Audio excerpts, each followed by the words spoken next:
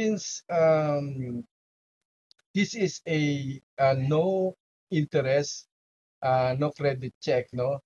Mas maganda na pumili kayo na naaayon sa budget nyo, no? Pwede naman kayong the more yung the more na malaki yung inyong down payment, of course, magiging maliit ang inyong weekly or bi-weekly payment. Kaya nga na nasabi ko kanina, ang program nito is maximum of 26 weeks or in total of 6 months, no?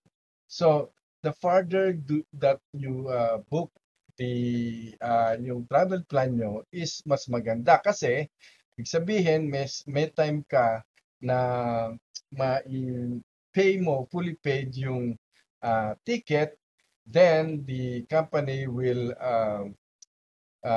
give you the e-ticket, no, yung e-ticket number na para sa air flight mo, no.